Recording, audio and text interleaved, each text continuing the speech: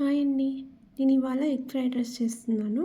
ఫస్ట్‌గా మనం నూనె పోసుకొని తిరుగుమాత గింజలు వేసుకోవాలి. దాని తర్వాత కట్ చేసుకున్న క్యారెట్, క్యాబేజ్ ఇవన్నీ వేయాలి. అండ్ టొమాటో కట్ చేసి పెట్టుకోవాలి. First cabbage, carrot and cauliflower వేగిన తర్వాత లైట్‌గా టొమాటోస్ యాడ్ చేసుకోవాలి. ఎందుకంటే టొమాటోస్ త్వరగా వేగిపోతాయి. సో, మనం కొంచెం లేట్‌గా యాడ్ చేసుకుంటే 2 మీడియంలో కుక్ అవుతాయి. అండ్ ఫస్ట్ ఇవి వేసిన తర్వాత కొంచెం సాల్ట్ వేసుకొని కలుపుతూ ఉండాలి. అండ్ మధ్య మధ్యలో కలుపుతూ వాటిని వేయించుకుంటూ ఉండాలి. తర్వాత మధ్యలో లిడ్ పెట్టేసేసి కొంచెం ఆగాలి. సో, అప్పుడు అవి కొంచెం ఉడుకుతాయి. దాని తర్వాత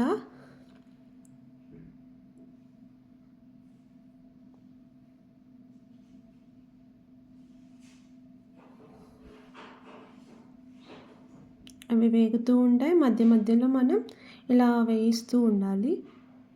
వేయించిన తర్వాత టొమాటో యాడ్ చేసుకోవాలి లైట్‌గా అవి వేగిన తర్వాత. సో, టొమాటో ఏగుతూ ఉంటుంది.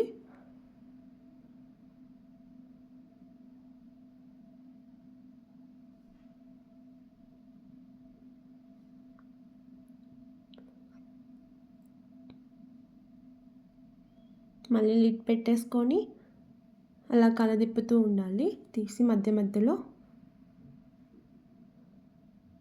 పూర్తిగా వేగిన తర్వాత 2 ఎగ్స్ వేసేసి మనం ఇవాళ ఎగ్ ఫ్రైడ్ రైస్ చేద్దాం అనుకున్నాం కాబట్టి ఇవి కొంచెం బాగా వేగిన తర్వాత ఎగ్స్ వేయాలి. సో, అవి వేగినాయా లేదా అని చెప్పేసి మధ్య మధ్యలో కలుపుతూ చూసుకోవాలి. ఇలా మధ్య మధ్యలో కలుపుతూ ఉండాలి. తర్వాత ఎగ్స్ పగలగొట్టి వేయాలి.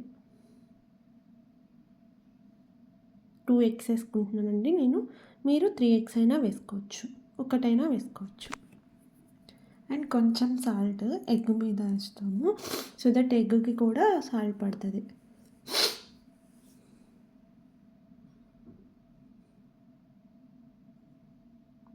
అలా అలా కలుపుతూ ఉంటే ముక్కలకి ఎగ్ అంతా పట్టేస్తుంది.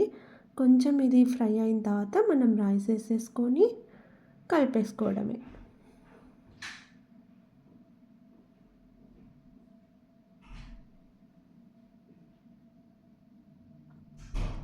కొంచెం సిమ్లో ఉంది కదా అండి, అందుకని ఇది కొంచెం లేట్ అవుతుంది. బట్ మీరు కొంచెం హైలో పెట్టుకొనైనా చేసుకోవచ్చు.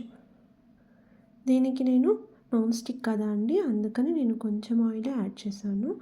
మీరు ఎంత ఆయిల్ అయినా వేసుకోవచ్చు. మీకు ఈ ముక్కలకు సరిపడే అంత ఆయిల్ వేసుకుంటే ఇంకా టేస్ట్ బాగుంటుంది. మేము కొంచెం ఆయిల్ తక్కువ తిందాం అనుకుంటున్నాము. సో, నేను కొంచెమే ఆయిల్ వేసాను. ఇది నాన్ స్టిక్ కదా, సో ఏమీ మాడదు. చిన్నగా వేపుకుంటూ కదిలిస్తూ ఉండాలి మధ్య మధ్యలో. ఇలా ఫ్రై అయిన తర్వాత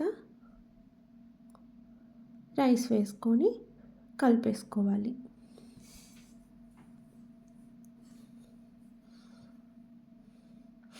కొంచెం కొంచెం రైస్ వేసుకుంటూ కలుపుకుంటూ చిన్నగా ఇలా చేసుకోవాలి.